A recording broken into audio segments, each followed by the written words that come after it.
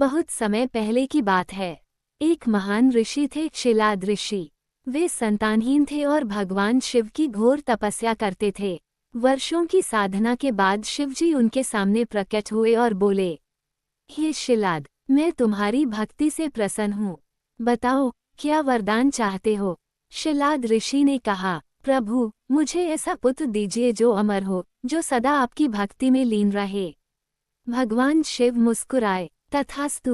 कुछ समय बाद शिलाद ऋषि ने एक हल चलाते हुए खेत की मिट्टी से एक बालक पाया। उस बालक का नाम उन्होंने रखा नंदी। नंदी की शिव भक्ति। नंदी बचपन से ही अत्यंत बुद्धिमान और शांत स्वभाव का था। वो हमेशा भगवान शिव का नाम जपता, ओम नमः शिवाय। वो अपने पिता से कहता, पिता, मुझे केवल भगवान शिव के चरणों में रहना है। एक दिन कुछ देवताओं ने शिलाद ऋषि से कहा, यह बालक नंदी अल्पायु है। ये सुनकर शिलाद दुखी हुए, लेकिन नंदी मुस्कुराया और बोला, पिता, चिंता मत कीजिए, मैं मृत्यु से भी शिव की शरण में जाऊंगा। नंदी की तपस्या। नंदी गहरे जंगल में चला गया और भगवान शिव की तपस्या करने लगा।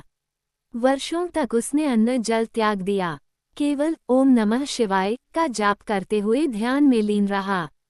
उसकी भक्ति से प्रसन्न होकर भगवान शिव स्वयं प्रकट हुए और बोले, वत्स नंदी, मैं तुम्हारी तपस्या से अत्यंत प्रसन्न हूँ। आज से तुम मेरे गणों के प्रमुख, मेरे वाहन और मेरे भक्तों के रक्षक बनोगे। उन्होंने नंदी को अमरत्व का वरदान दिया और अपने हृदय से लगाया। कैलाश पर शिव और नंदी। तब से नंदी सदा कैलाश पर्वत पर भगवान शिव के साथ रहते हैं। वो हमेशा उनके आगे बैठते हैं और जब कोई भक्त शिवलिंग के सामने प्रार्थना करता है तो वह प्रार्थना पहले नंदी के कानों से होकर शिव तक पहुंचती है।